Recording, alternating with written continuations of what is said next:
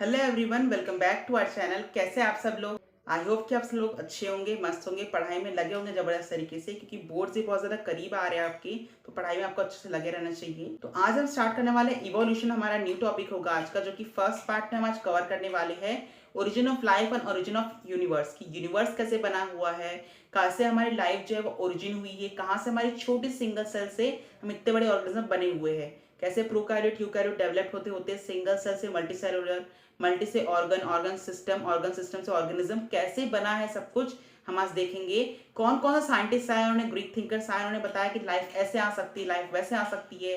कुछ थ्योरी को डिसमिस कर दिया गया, कुछ थ्योरी को हम प्रूफ तो करने चाहे थे पर ये प्रूफ नहीं हो पाया। पर आखिरी में कोई तो साइंटिस्ट आए, दो जन, हमारे स्टूडेंट्स और टीचर एस एल मिलर और यूरे ने ये प्रूफ करके दिखाया कि कैसे हमारा इवोल्यूशन, जो थ्योरी हमारे ओपनर हेल्डन साहब ने दी थी, वो 1000%, 100,000% क्या थी, वो सही थी। और वैसे ही हुआ था हमारे इवोल्यूशन उस टाइम के प्रिमिटिव अर्थ के ऊपर।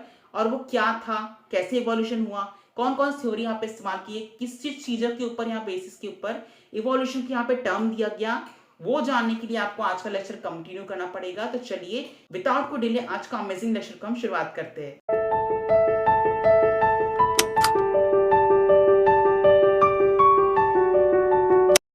स्टार्ट करते हैं हमारे इवोल्यूशन के फर्स्ट टॉपिक, जो कि हो गए हमारे की पॉइंट्स कुछ इवोल्यूशन के, कि इवोल्यूशन हमें क्यों पढ़ने की जरूरत पड़ी, क्या होता है इवोल्यूशन, कहाँ से आया हमारा इवोल्यूशन टॉपिक, इसके बारे में बात करते हैं।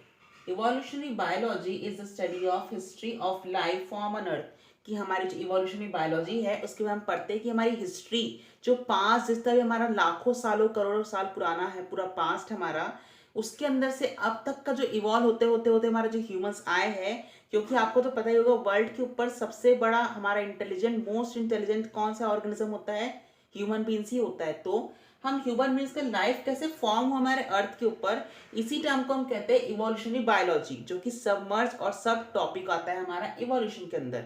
समझ आए आपको बात? इवोल्यूशन क्या होता है, हमारी इवोल्यूशनरी बायोलॉजी, इसके अंदर हम स्टडी करते हैं कि कैसे हमारी लाइफ फॉर्म हुई हमारे अर्थ प्लेनेट के ऊपर। ठीक है, व्हाट एग्जैक्टली इज इवोल्यूशन, की इवोल्यूशन आखिर में है क्या, उसको हम देखते हैं।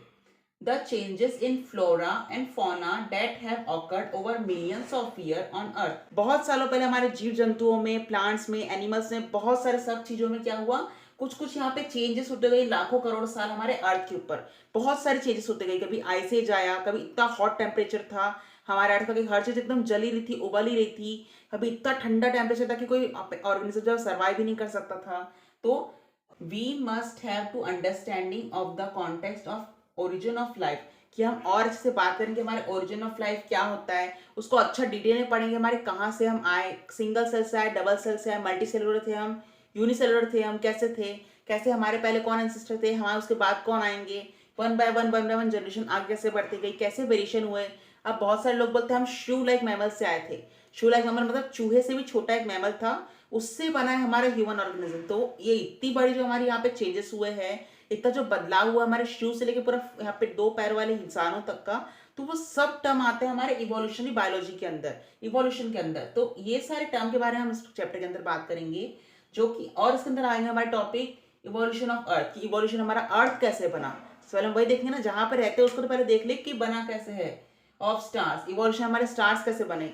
ठीक है, एंड इंडेट ऑफ यूनिवर्स इटसेल्फ, और यूनिवर्स पूरा का पूरा जो बना हुआ है, जो हमारा मिल्की वे गैलेक्सी है, सोलर सिस्टम है, पूरा हमारा स्वर्ण मंडल जो है वो कैसे बना है, उसको हम पढ़ते हैं इवोल्यूशन के अंदर। ये हमारा मेन डेफिनेशन होता है हमारे इवोल्यूशन का। अगर इसको हम और हमारा थोड़ा समराइज करके देखें और थोड़ा अगर परफेक्ट फॉर्म में इसको अगर अरेंज करके देखें हमारा, तो कैसे आएगा ये, it is a history and development of race along with variation. और ये जो क्वेश्चन है हमारा आ चुका है नीट एग्जाम के अंदर, तो आप इस लाइन एक बार ध्यान से पढ़िएगा। It is a history and development of race along with variation, की हमारी जितनी भी हमारी हिस्ट्री थी हमारे इवोल्यूशन के अंदर, उससे डेवलप होते होते कुछ कुछ ऑर्गेनिज्म की रेस हुई कि कौन पहले जाएगा। मतलब कि डार्विन ने भी कहा था जो फिटेस्ट ऑर्गेनिज्म होगा वही आगे हमारे नेचर के अंदर सर्वाइव कर पाएगा। ठीक है, तो वैसे ही डेवलपमेंट होते गया, और कुछ कुछ हमें वेरिएशन यहाँ पे देखने के लिए मिली, कि पहले आप देखते थे बंदर जो है वो चार पैर पे चलते थे, फिर दो पैर पे चलने लगे। तो पहले ऑर्गेनिज्म कैसे थे, जो सिर्फ पानी में रहते थे और कुछ सिर्फ जमीन में रहते थे। उसके बाद एम्फीबियंस का डेवलपमेंट हुआ, कि जो पानी और जमीन दोनों पे रहने लगे। तो ऐसे वेरिएशन हमें देखने को मिला, ऐसे कुछ यहाँ पे डेवलपमेंट होती गई हमारी हिस्ट्री, हमारे पूरे एंसेस्टर्स के अंदर, जिससे डेवलप होते होते होते होते हम ऑर्गेनिज्म बाय ऑर्गेनिज्म चेंज होते गया कुछ कुछ बिहेवियर, कुछ कुछ हमारे अंदर क्या होगा, जीन एक्सचेंज हुआ, कुछ डीएनए का थोड़ा मॉडिफिकेशन हुआ, उससे हमारा क्या हुआ, यहाँ पे इवोल्यूशन हुआ और हमारे यहाँ पे क्या हुआ, ऑर्गेनिज्म का जन्म हुआ, हमारे ह्यूमन बींग्स का। तो जैसे कि एक श्रू लाइक ऑर्गेनिज्म से हमारे ह्यूमन तक की रेस की डेवलपमेंट कैसे एक श्रू से हमारे ह्यूमन तक बना है, इवोल्यूशन हुआ है, उस टर्म के बारे में हम इवोल्यूशन के अंदर बात करेंगे। या मैंने आपको दोनों डेफिनेशन बता दी, एक तो हमारी बिल्कुल कंसर्न एकदम सटीक डेफिनेशन है, दूसरी हमारी थोड़ी सरल डेफिनेशन है। तो आप दोनों में से जो भी लिखेंगे आपको मार्क्स मिलेंगे एग्जाम के अंदर। और सेकंड वाला यहाँ पे हमारा डेफिनेशन है, ये क्वेश्चन नीट में आ चुका है कि इवोल्यूशन क्या होता है, तो आपको एग्जैक्ट यही वाला आंसर लिखेगा उसमें ऑप्शन में, it is a history and development of race along with variation. समझ आई आपको बात। Term evolution was given by Herbert Spencer. हमारे हर्बर्ट स्पेंसर साइंटिस्ट ने टर्म इवोल्यूशन को प्रपोज किया था और दिया था। समझ आए आपको बात। हमारे की पॉइंट्स हमारे इवोल्यूशन के यहाँ पे कंप्लीट होते हैं। इसके बाद हम चलते हैं नेक्स्ट टॉपिक के ऊपर। आप ये बात यहाँ पे याद रखिएगा, जो भी यहाँ पे मैंने रेड पेन से लिखा है या फिर ब्लैक पेन में हाईलाइटेड किया है, ये क्वेश्चन से ये आते हैं और रेड मार्क वाले क्या रहेंगे, आपके इंपॉर्टेंट पॉइंट्स रहेंगे जो कि अधिकतर बुक्स में नहीं दिए होते हैं। उसको मैं अलग से यहाँ पे हाईलाइट करके आपको दिखाऊंगा, आप उसको डिस्टिंग्विश कर लीजिएगा। चलते हैं हमारे नेक्स्ट टॉपिक के ऊपर अगले स्लाइड पर। स्टार्ट करते हैं हमारा फर्स्ट टॉपिक हमारे इवोल्यूशन का, जो कि है ओरिजिन ऑफ लाइफ। की पॉइंट्स तो हमने देख लिया, अब ओरिजिन ऑफ लाइफ के बारे में देखते हैं। When we look at star on a clear night sky, we are in the way looking back in the time. क्या कह रही है हमारी first line? When we look at a star on a clear night sky, we are in the way looking back in the time. अगर हम सितारों को देखते हैं हमारे नाइट स्काई के अंदर, अगर अंधेरी रात के अंदर हम सितारों को देखते हैं आसमान में, तो हमें क्या देखने को मिलता है, हमें देखने को मिलता है कि हम टाइम में बैक जा रहे हैं, मतलब पीछे की तरफ जा रहे हैं।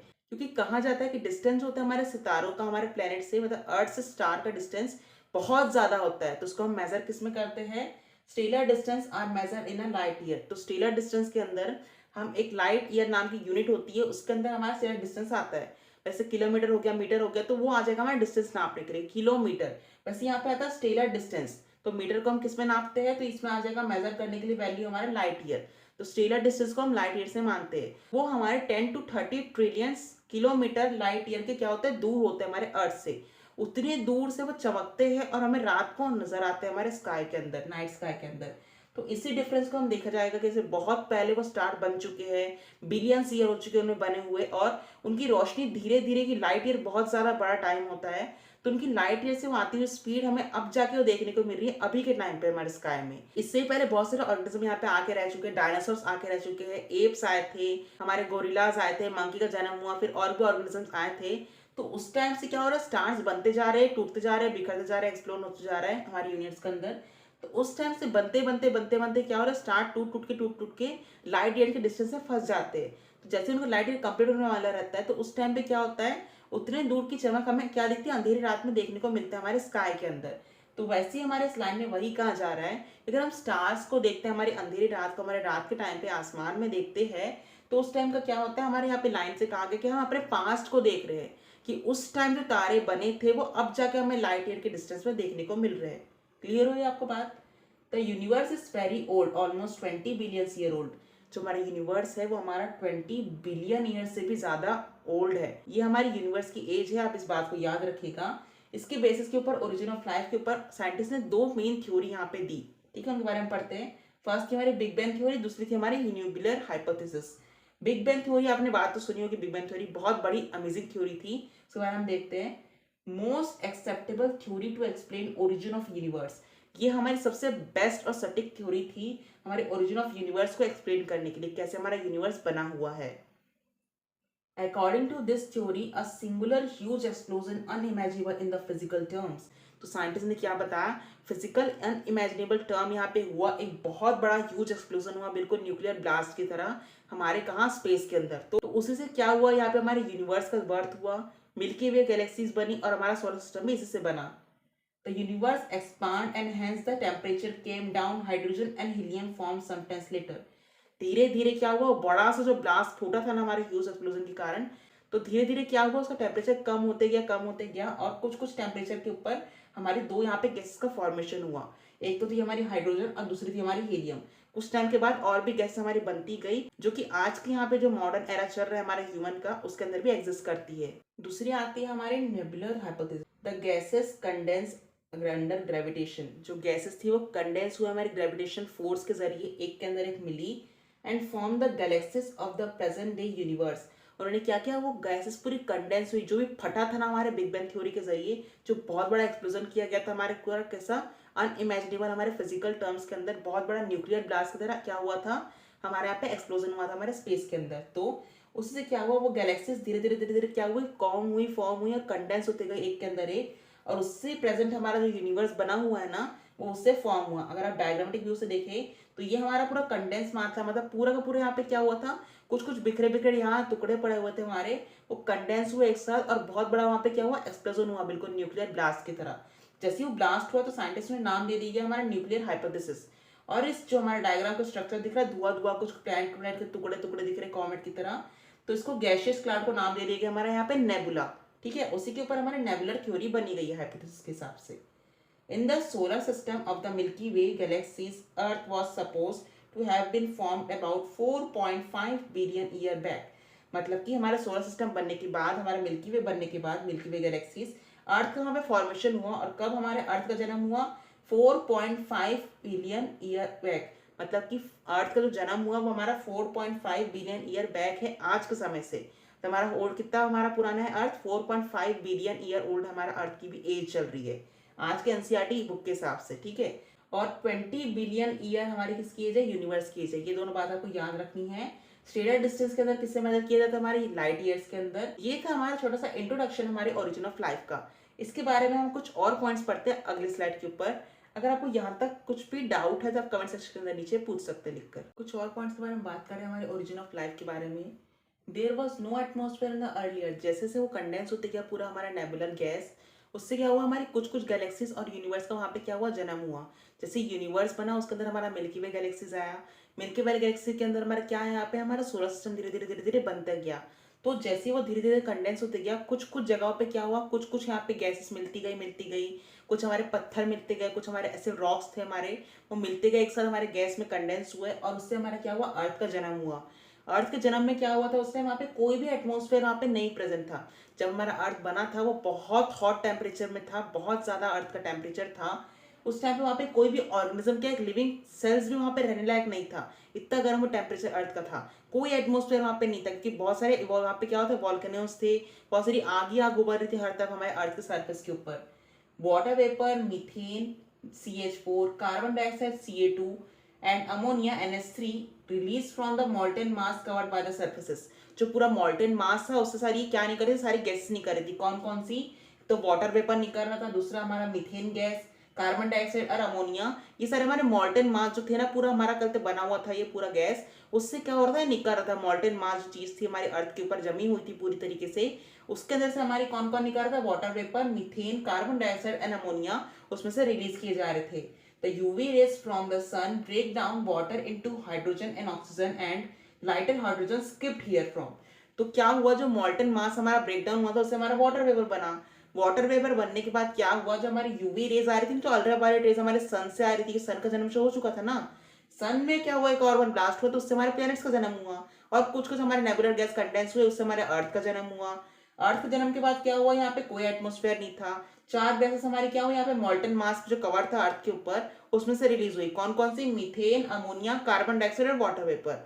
उसके बाद कुछ समय बाद क्या हुआ, जो यूवी रेस थी हमारी जो सन से आ रही थी, वो हमारे सन की क्या की, हमारे वाटर मॉलिक्यूल को ब्रेक कर दी। वाटर किससे मिलकर बना होता है, H2O, मतलब दो हाइड्रोजन का मॉलिक्यूल और एक ऑक्सीजन का मॉलिक्यूल। तो वाटर वेपर के वो मॉलिक्यूल को अलग अलग पार्ट्स में तोड़ दिया हमारी यूवी रेस जो कि आ रही थी हमारे सन से। Water split into hydrogen and oxygen, ठीक है, लाइटर हाइड्रोजन स्केप। तो जैसे यहाँ पे हमारा वाटर से हाइड्रोजन और ऑक्सीजन अलग हुआ, तो उसमें हमारा जो लाइटर हाइड्रोजन था ना वो वहां से अलग हो गया, तो ऑक्सीजन मॉलिक्यूल से एकदम दूर चला गया, डबल से मिलने लायक, डबल से मिलेंगे तो वाटर बन जाएगा, तो ऑटोमेटिकली क्या हुआ, हाइड्रोजन मॉलिक्यूल वहां से भाग गया, अलग हो गया, स्केप हो गया। Ozone layer are formed here. जैसे से पूरी गैसेस बन रही थी वाटर मॉलिक्यूल्स के जरिए, फिर हाइड्रोजन ऑक्सीजन अलग अलग हुए, वाटर कहीं ना कहीं कंडेंस हुआ होगा हमारे अर्थ प्लैनेट के ऊपर, तो उससे हमारे कुछ कुछ गैसेस मिलकर हमारे क्या बने, ओजोन लेयर का यहाँ पे फॉर्मेशन हुआ। जो ओजोन लेयर हमारे अर्थ को कवर करती, पढ़ा ना आपने इन्वायरमेंटल साइंस के अंदर भी और ईवीएस के अंदर भी, हमें बहुत सारी क्लासेस में पढ़ा है, 8th हो गया 9th हो गया, कि ओजोन लेयर हमारे अर्थ को क्या करती, पूरा कवर करके रखती चारों तरफ से, ताकि जो अल्ट्रावायलेट रेड बहुत ज्यादा हाई रेडिएशन की होती है वो मेरे अर्थ पर ना आ सके और उसको रिफ्लेक्ट बैक कर देती है हमारे स्पेस के अंदर। तो ओजोन लेयर क्या हुआ, यहाँ पे फॉर्मेशन हो चुका था। As it cooled the water vapour fell as rain to fill at all the depression and from oceans. कुछ समय बाद क्या हुआ, थोड़ा कम हुआ टेम्परेचर हमारे अर्थ का कि बहुत गर्म पहले था, धीरे धीरे धीरे धीरे क्या हुआ, मॉल्टेन मास पिघलने लगा, उससे ये गैसेस निकली।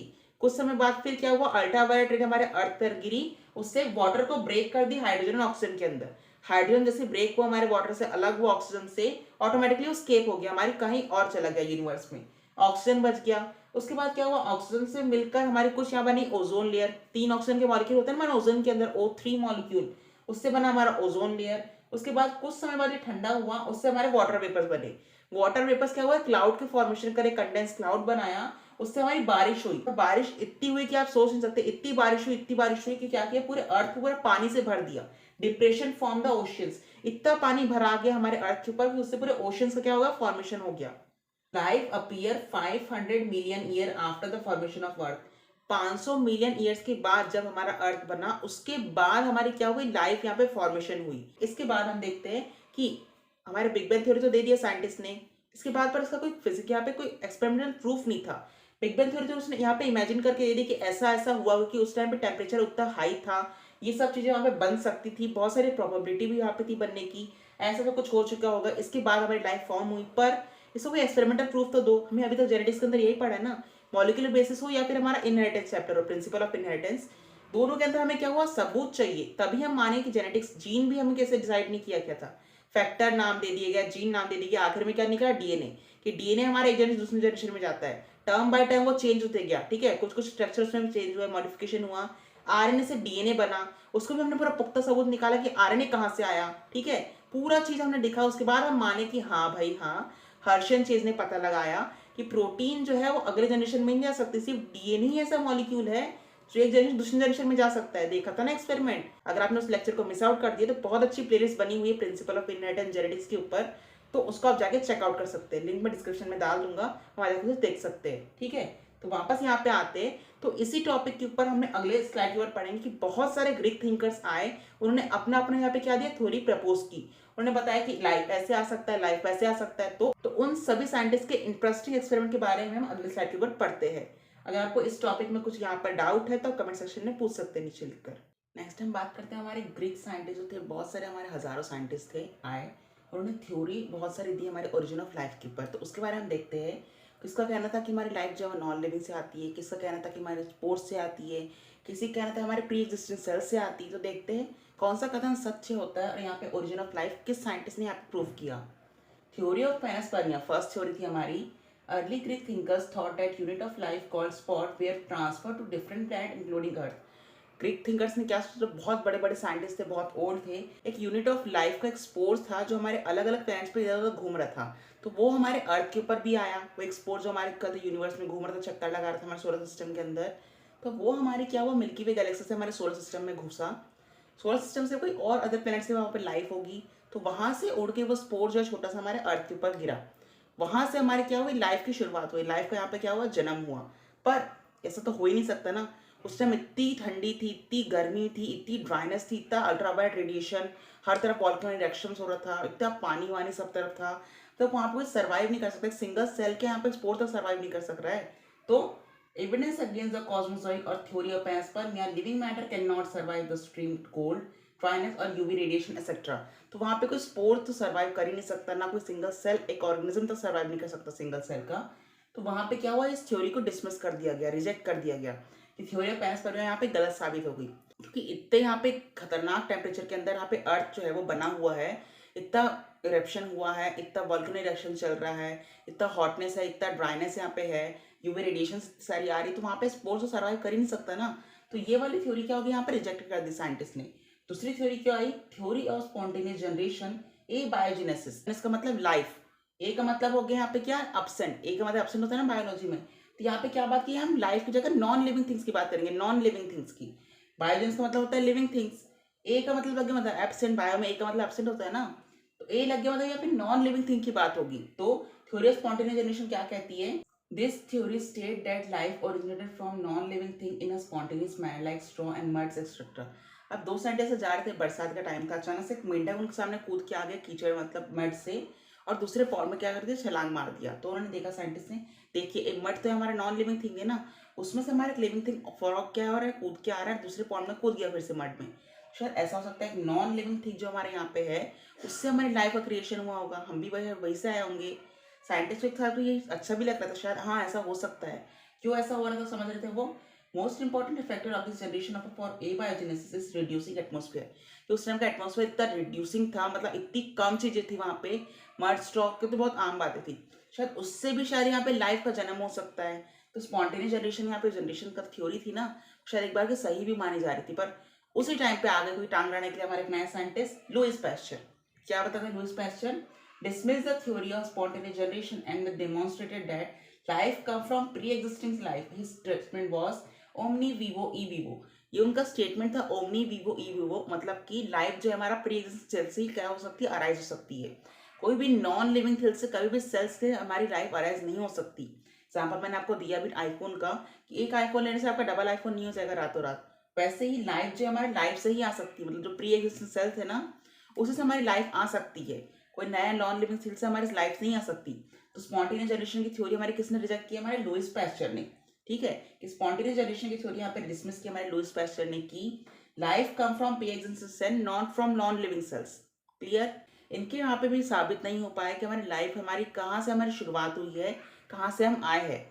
However, this did not answer how the first living form come on the earth. पता ही नहीं लग पा रहा कि अर्थ के ऊपर सबसे पहले इंसान आया कौन, सबसे पहले सेल आया कौन। तो इतने सारे थ्योरीज के बाद हमारे एक दो साइंटिस्ट आए, ओपेरॉन एंड हेल्डन। उन्होंने केमिकल इवोल्यूशन थ्योरी दी। तो उसको हम अगले स्लाइड के ऊपर पढ़ते हैं कि वो शायद सच हो जाए। ठीक है, दो तो यहाँ पे रिजेक्टेड हो गई। तीसरी थ्योरी भी देखते हैं क्या थी हमारी ओपेरॉन एंड हेल्डन की। अगर आपको यहाँ तक कुछ भी डाउट है तो कमेंट सेक्शन के अंदर पूछ सकते हैं। थर्ड थ्योरी आती है हमारी ओरिजिन ऑफ लाइफ की, केमिकल इवोल्यूशन। किसने दिया था ये, रशियन के साइंटिस्ट ओपेरॉन और इंग्लैंड के साइंटिस्ट हमारे हेल्डन साहब ने। According to this theory life originated in the following step. इनकी थ्योरी के हिसाब से शायद हमारी जो लाइफ है इन सारे स्टेप्स के होने के बाद हमारा क्या हुआ, जन्म हुआ। कौन कौन से स्टेप थे। फर्स्ट हमारा था एटॉमिक स्टेज, मतलब सारे एटॉमिक स्टेज में क्या रहेंगे, हमारे सारे क्या रहेंगे, एटम्स रहेंगे, गैसेस रहेंगी। उसके बाद वो सारी कंबाइन होगी हमारी मॉलिक्यूलर और सिंपल इनऑर्गेनिक कंपाउंड स्टेज में। कार्बन से हमारा ऑक्सीजन कंबाइन होकर CO2 बना रहा है, दो ऑक्सीजन मिलकर हमारा ऑक्सीजन बना रहा है, एक नाइट्रोजन और तीन हाइड्रोजन मिलकर बना रहा है हमारा अमोनिया बना रहा है, NH3 बना रहे हैं। सी एक कार्बन का मॉलिक्यूल हो गया, चार हाइड्रोजन का मॉलिक्यूल हो गया, मिलकर क्या बना रहा है, मीथेन गैस बना रहा है। तीन ऑक्सीजन के मॉलिक्यूल मिलकर क्या बना रहे हैं, हमारा ओजोन लेयर बना रहे हैं। ऐसे ही सारे सारे सारे सारे मॉलिक्यूल मिलके एटम्स मिलके हमारे यहाँ पे मॉलिक्यूलर और सिंपल इनऑर्गेनिक कंपाउंड्स बना रहे थे। उसके बाद आता है हमारा सिंपल ऑर्गेनिक कंपाउंड स्टेज। उसके बाद हमारे सिंपल ऑर्गेनिक कंपाउंड बने। उसके बाद बहुत सिंपल वाले एक साथ कंबाइन होते गए, फिर कॉम्प्लेक्स ऑर्गेनिक कंपाउंड बने। कॉम्प्लेक्स ऑर्गेनिक कंपाउंड से इसका क्या हुआ, यहाँ पे प्रोटोबायोन्स और प्रोटोसेल से क्या हुआ, यहाँ पे फॉर्मेशन हुआ। वैसे ही प्रोकार्योट से क्या हुआ, हमारे यूकार्योट्स के यहाँ पे फॉर्मेशन हुआ। क्लियर। तो ये सारे स्टेप आपको समझ आए कौन कौन से स्टेप थे किसके किसके बाद में। According to this theory life originated on the early earth through physiochemical process of atoms combining to form molecules in turn reactive to produce inorganic and organic compound। इस थ्योरी के हिसाब से हम बताते हैं कि लाइफ कैसे ओरिजिनेट हुई है हमारे अर्ली अर्थ के टाइम पर। अर्ली अर्थ मतलब अर्ली अर्थ का मतलब क्या होता है, पहले के टाइम पर जो अर्थ था उसके बेसिस के ऊपर उस टाइम पर लाइफ कैसे ओरिजिनेट हुई। ये सारी थ्योरी के स्टेप हमारे हमारे किसने बताया, ओपेरॉन और हेल्डन साहब ने बताया। तो इसको हम कहते हैं फिजियोकेमिकल प्रोसेस। मतलब फिजियोलॉजिकली हमारा टर्म था नहीं पूरा, फिजियोकेमिकल मतलब जैसे हवा हम बात कर रहे थे कि ऐसा ऐसा शायद हुआ होगा, ये स्टेप के बाद हमारा लाइफ बना होगा। पर ये सटीक थ्योरी मानी जा रही थी हमारी कि हाँ, क्योंकि उस टाइम रिड्यूसिंग एटमॉस्फेयर भी था। ये सारी चीजें वहां पे होना बिल्कुल स्वाभाविक है कि ये सारी चीजें यहाँ पे हो सकती है। यूकैरियोट्स बनेंगे, प्रोकैरियोट्स बनेंगे, उसके बाद हमारा लाइफ क्या होगा, यहाँ पे स्टार्ट हुआ होगा। तो ये सारे कंपाउंड से क्या हमारे फिजियोकेमिकल प्रोसेस के अंदर सारे सारे कंपाउंड है मॉलिक्यूल हमारे फॉर्म किए, हमारे एक नए नए मॉलिक्यूल से कॉम्प्लेक्स मॉलिक्यूल, उससे बने हमारे कंपाउंड से प्रोटोबायन, प्रोटोसेल्स, प्रोकैरियोटिक, यूकैरियोटिक, उससे बने हमारे लिविंग सेल्स। तो ये सारी थ्योरी के अंदर कुछ हमारे रिएक्शंस हुए, हमारे इनऑर्गेनिक ऑर्गेनिक मैटर क्या हुआ बने। तो इसके बाद हमारे लाइफ का फॉर्मेशन हुआ। तो इसको हम देख लिया एक बार थ्योरेटिकल व्यू में, हम इसको हम डायग्रामेटिक व्यू में देखते हैं कि ओपेरॉन और हेल्डन क्या कहना चाह रहे थे। ये तो हमने थ्योरी पढ़ ली ना, हर चैप्टर की तरह हम इसके अंदर भी डायग्रामेटिक व्यू से देखेंगे अगले स्लाइड के ऊपर। अगर आपको यहाँ तक कोई भी पॉइंट पे डाउट है तो आप कमेंट सेक्शन के अंदर बेशक पूछ सकते हैं। नेक्स्ट हम डायग्रामेटिक रिप्रेजेंटेशन देखेंगे हमारे ओपेरॉन और हेल्डन थ्योरी की। उन्होंने तो बता दिया फिजियोकेमिकल प्रोसेस के पर कुछ दिखाओ भी तो हमें क्या थी भैया, वो थ्योरी तो दिखा दी, डायग्रामेटिक व्यू को बना के दिखाओ हमें। तो ये हमारे डायग्रामेटिक व्यू था हमारे ओपेरॉन और हेल्डन थ्योरी की, जो हमारे फिजियोकेमिकल प्रोसेस के जरिए होती है। सबसे पहले क्या हुआ, बहुत सारी गैसेस यहाँ पे क्या थी, फ्री फॉर्म में थी। कौन कौन सी gases, hydrogen, carbon, oxygen, nitrogen, ये सारे फ्री फॉर्म में थी, अपने एटॉमिक स्टेज में थी, कोई किससे कंबाइन उस टाइम नहीं हो रहा था। तो बहुत सारा वहाँ पे टेम्परेचर इतना हाई था, ड्राइनेस, अल्ट्रावायलेट रेडिएशंस थी, बहुत सारे माउंटेन्स थे, उसके अंदर वॉल्केनो इलेक्शन हो रहा था हमारे कहते, बहुत सारे वॉल्केनोस फूट रहे थे। तो उस टाइम पे क्या हुआ, जितने भी यहाँ पे गैसेस थी ना वो सारी कंडेंस होने लगी एक साथ हमारे ऊपर के टेम्परेचर की तरफ, हमारे अर्थ के सरफेस पे। जैसे वो कंडेंस होते गए उन्होंने बादल का रूप ले लिया, क्लाउड का रूप ले लिया, और क्लाउड के अंदर कुछ यहाँ पे रिएक्शंस हुआ, उससे क्या हुई, बारिश हुई, बहुत गंदी बारिश हुई, एकदम एसिड रेन से ही भयानक। उसके ऊपर क्या हुई, बारिश हुई हमारे अर्थ के ऊपर। उससे कुछ हमारा अर्थ का टेम्परेचर धीरे धीरे ठंडा होने लग गया। पर बारिश तो उतनी हो रही थी, पर उतना ही ज्वाला अंदर से निकल रहा था अर्थ की। इसमें बहुत सारा हमारा क्या था, हाई टेम्परेचर था ना वहाँ पे, हर तरफ वॉल्केनो इरप्शन तो हो ही रहे थे, ऊपर से यहाँ पे बारिश भी हो रही थी। तो आप देखिए, कोई ठंडी चीज और गर्म की वजह एक साथ हमारा क्या होता है, प्रेशर पड़ता है, तो कितना धुआं धुआं उठता है अर्थ के ऊपर, कितना हाई टेम्परेचर उस टाइम होगा, सोच सकते हैं आप। तो उस टाइम पे ऐसी बहुत सारी बारिश हुई, हमारे अलग अलग hydrogen gas, carbon, oxygen, nitrogen, वो भी उस टाइम हमारे गैसेस में प्रेजेंट थे, एटमॉस्फेयर प्रेजेंट थे। अल्ट्रावायलेट रेडिएशन सन से अलग आ रही थी, माउंटेन्स के वाले टूट रहे थे, वॉल्केनो इरप्शन होता है ना, वॉल्केनो से अलग लावा आ रहा था। बहुत सारी ऐसे चेंजेस देखने को मिल रहे थे हमारे रिड्यूसिंग टेम्परेचर हमारे अर्थ के ऊपर, हाई टेम्परेचर भी बहुत ज्यादा था उस टाइम के, ठीक है। तो उस टाइम पे क्या हुआ, हमारे जो हाइड्रोजन, ऑक्सीजन, नाइट्रोजन गैसेस थी, वो धीरे धीरे धीरे क्या होगी, कंबाइन होने लगी, अपने एटॉमिक स्टेज से मॉलिक्यूलर स्टेज में आने लगी।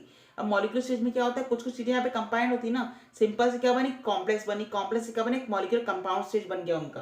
तो धीरे धीरे क्या हुआ, गैसेस कंबाइन होने लगी एक साथ। तो क्या हुआ, दो हाइड्रोजन के मॉलिक्यूल मिलकर हमारे हाइड्रोजन गैस बना लिए, एक नाइट्रोजन और तीन हाइड्रोजन मिलकर हमारे क्या बना लिए, अमोनिया बना लिए, और दो हाइड्रोजन और एक ऑक्सीजन का मॉलिक्यूल मिलकर क्या बना लिया, हमारे यहाँ पे वाटर का फॉर्मेशन हो गया। देख सकते हैं आप यहाँ पे, वाटर जो था हमारे यहाँ पे फर्स्ट इनऑर्गेनिक कंपाउंड था हमारे इवोल्यूशन थ्योरी के अंदर। क्वेश्चन आता है ये कि फर्स्ट इनऑर्गेनिक और ऑर्गेनिक कंपाउंड कौन थे हमारे इवोल्यूशन थ्योरी के अंदर।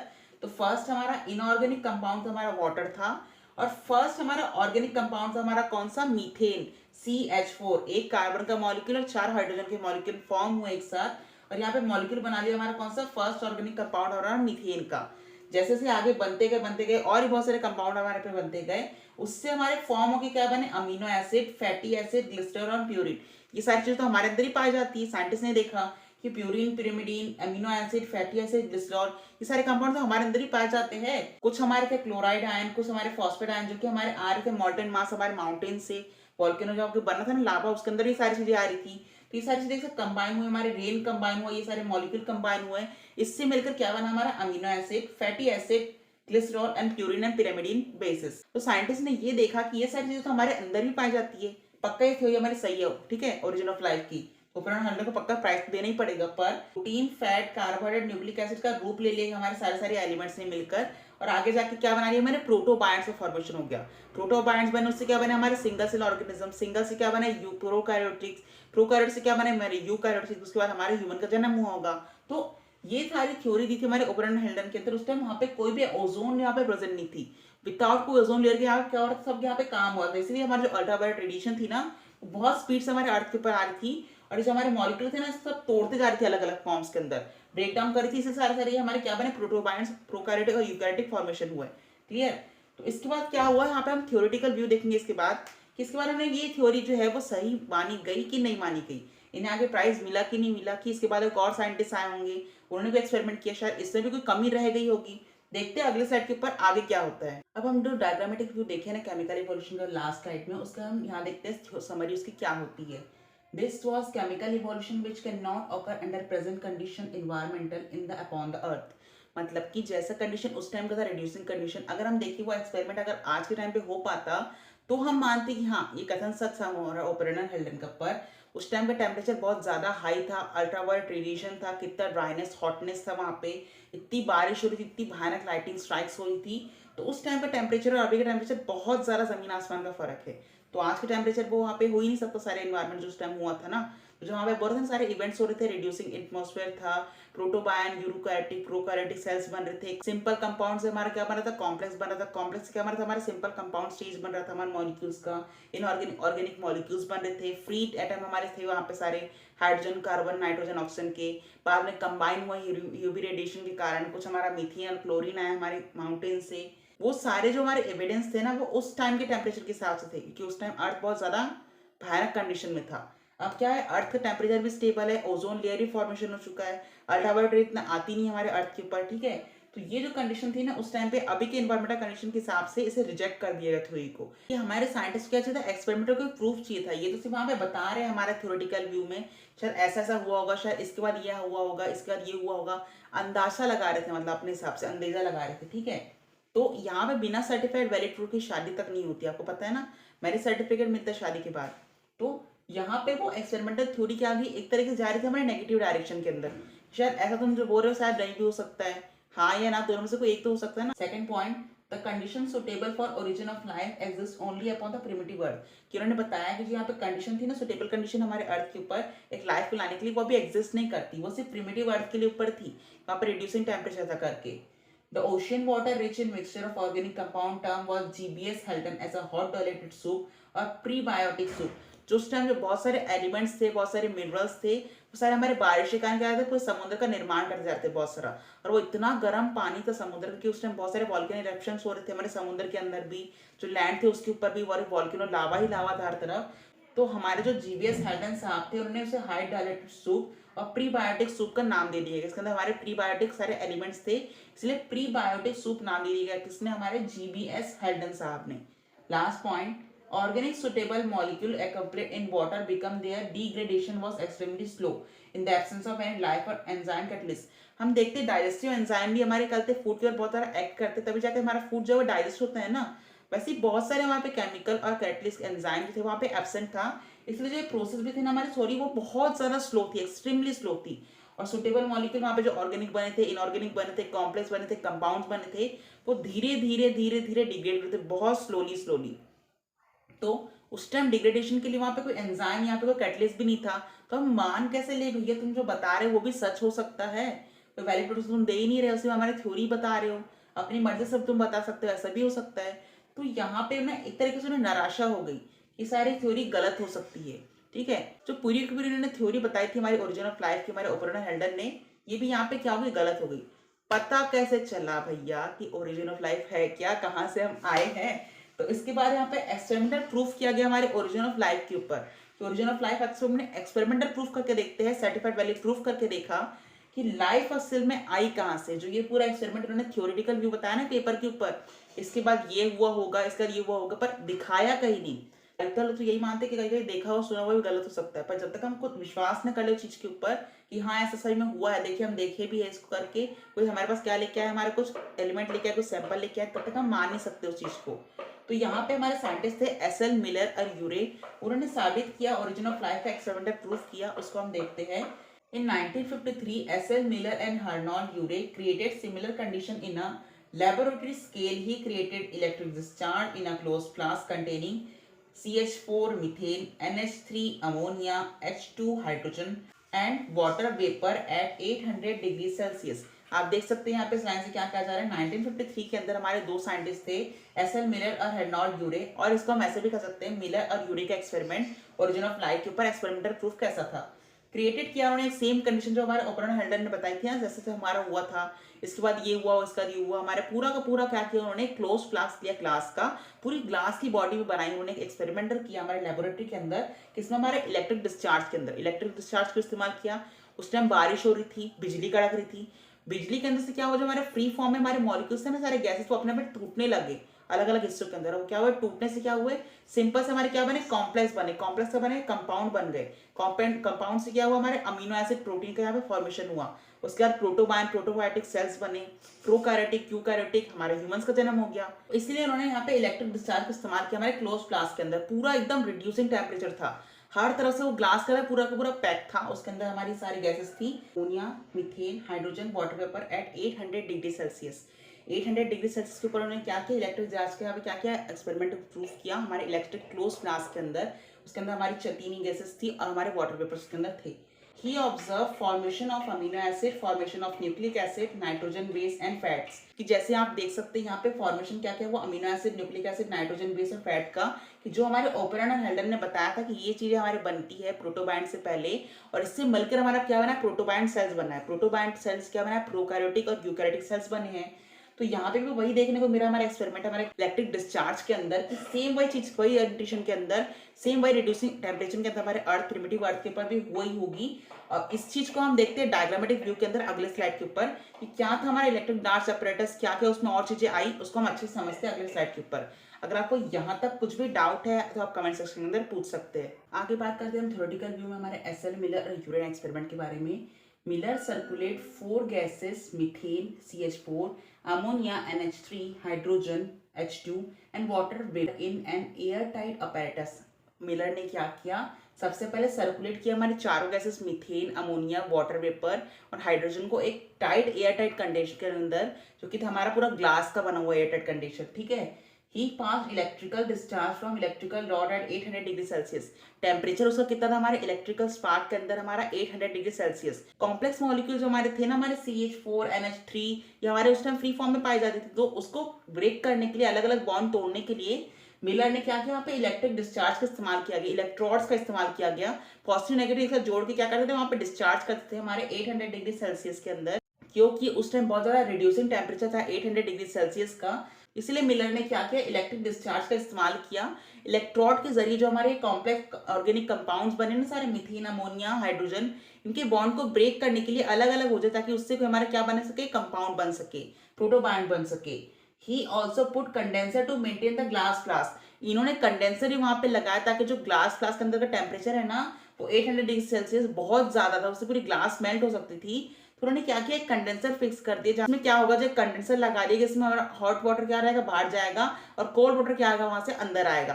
तो ऐसे उन्होंने किया ताकि जो मेंटेन रह सके टेम्परेचर उसके अंदर का, पर वो एयर टाइट इतना था कि उसमें एकदम रिड्यूसिंग टेम्परेचर लायक उसमें स्ट्रक्चर था पूरा उसका।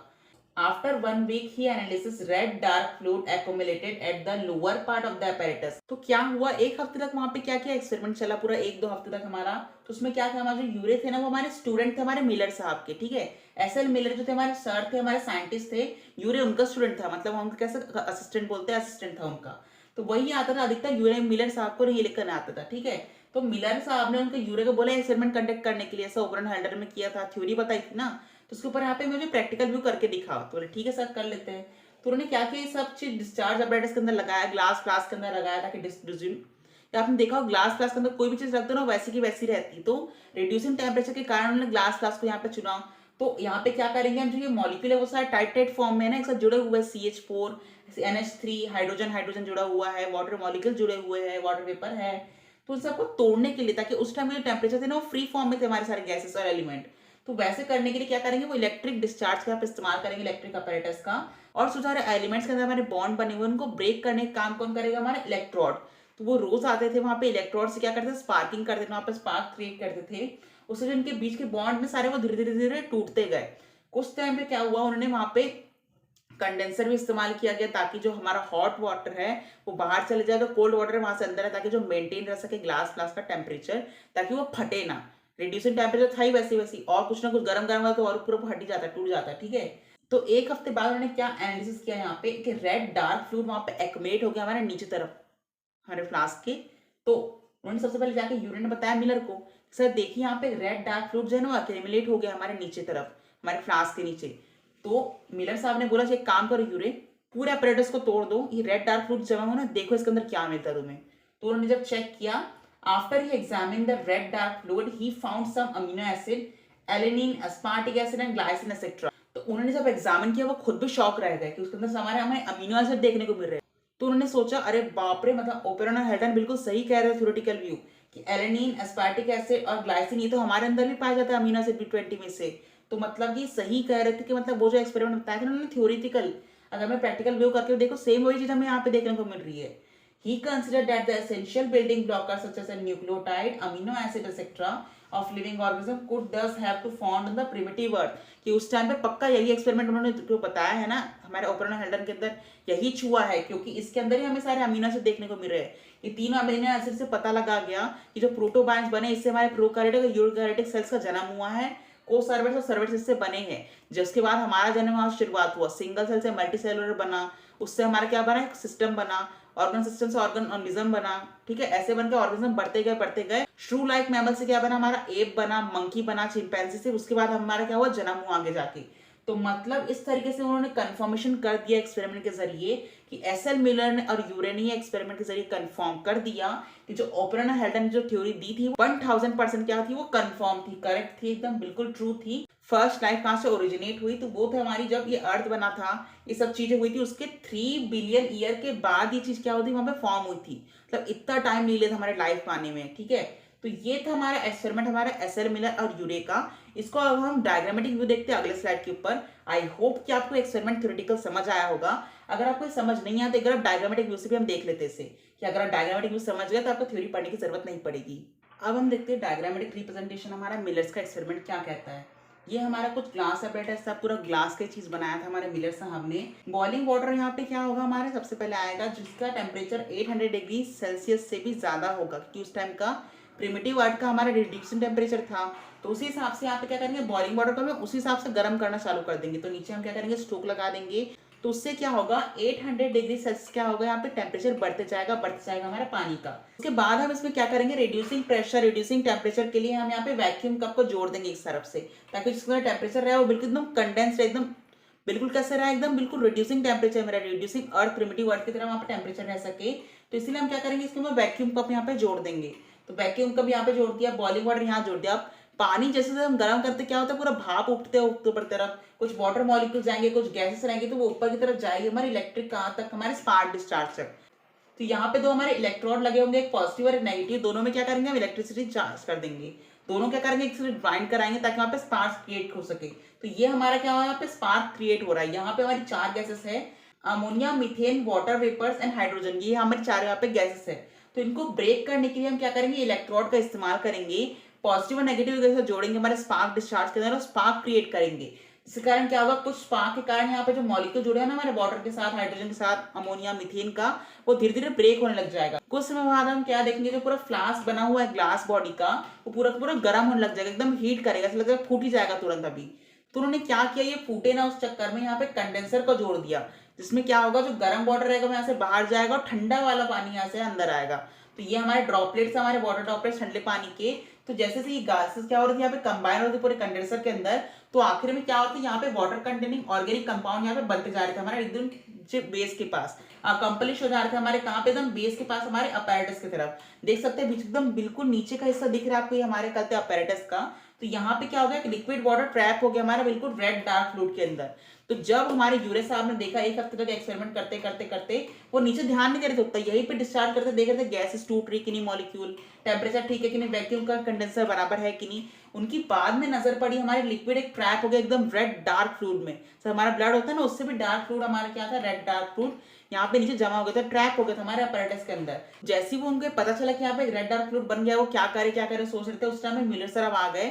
उन्होंने बताया सर एक काम करते हैं, हम इसको एग्जामिन करके देखते हैं कि इसके अंदर क्या निकलता है। मेरे बोलते ठीक है, काम करो, अपैरेटस को तोड़ दो, ये जो यूरे जो इसमें अंदर बना हुआ है रेड कलर का अपैरेटस के अंदर जमा हुआ है फ्लूइड, उसको तुम एग्जामिन करके देखो उसमें क्या मिलता है। देखे तो हम ओपरन और हेल्टन क्या कह रहे, सही कह रहे थे, गलत कह रहे थे। तो जब उन्होंने एग्जामिन किया इसको, माइक्रोस्कोप के अंदर कुछ टेस्ट किए कुछ लैब के अंदर जाके लेबोरेटरी में, तो उन्हें शॉक हो गए वो कि उसके अंदर हाँ अमीनो एसिड और न्यूक्लिक एसिड वही पाए जा रहे हैं। उसमें से 3 हमारे कौन कौन से अमीनो एसिड थे, हमारे अस्पार्टिक एसिड, एलेनिन और ग्लाइसिन, जो कि 20 अमीनो एसिड जो हमारे ह्यूमन बॉडी में पाए जाते हैं, वही सेम 3 एसिड्स के देखने को मिल रहे थे। तो ये इससे प्रूफ हो गया, एक्सपेरिमेंटल प्रूफ हमारे एसएल मिलर और यूरे ने कर दिखाया कि जो ओपरन और हेल्टन कह रहे थे ना ओरिजिन ऑफ लाइफ की थ्योरी, वो बिल्कुल सही थी। आई होप कि आपको डायग्रामेटिक रिप्रेजेंटेशन हमारा एसएल मिलर का समझ आया होगा और ओरिजिन ऑफ लाइफ का टॉपिक आपको समझ आया होगा। यहाँ पे होता है हमारा आज का लेक्चर कंप्लीट। इसके बाद मैं आपसे कुछ क्वेश्चंस पूछूंगा अगली स्लाइड के ऊपर, उसका आंसर आप मुझे कमेंट सेक्शन के अंदर भी देके जाएंगे। Today's first question is stellar distance are measured in kilometre, metre, light year and centimetre. Second question, which gas is absent at the time of origin of earth. जब earth बना था उस time पे, उस टाइम के atmosphere के हिसाब से, उस टाइम के टेम्परेचर के हिसाब से कौन सी ऐसी गैस है जो उस टाइम पे एब्सेंट थी हमारे प्रिमिटिव अर्थ के ऊपर। Nitrogen gas, oxygen gas, hydrogen and helium. Third question, first non cellular form of life could have originated. First non cellular life कब ओरिजिनेट हुए थे हमारे अर्थ के ऊपर। First is 3 billion year, second is 3 million year, third is 20 billion year and fourth is 7.5 million year. Last question of the session, first inorganic component कौन सा था। First option is CH4 that is a methane, NH3 that is a ammonia, third is hydrogen and fourth is water vapour और water.